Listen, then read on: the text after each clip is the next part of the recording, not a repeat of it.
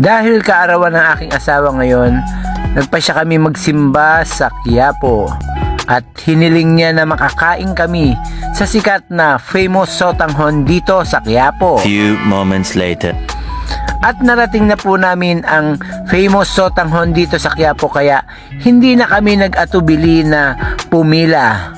Marami po ang kumakain dito at sabi nila na masarap daw ang famous sotanghon dito sa may Quiapo, kaya pumila na ang aking asawa. Tingin mo na rito, asawa.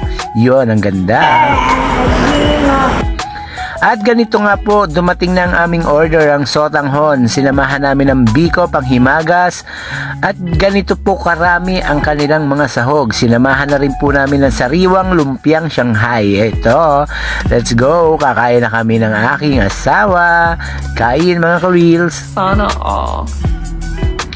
Ito po ang famous sotanghon dito sa may Quiapo. Dinarayo po ito ng mga tao at sabi nila ay napakasarap at overload talaga ang kanilang sotanghon. So, hindi na kami nag-atubiling kumain. Ganito rin po karami ang kumakain. Guys, weekdays pa lang ito. Lalo na pag weekend, marami talagang kumakain.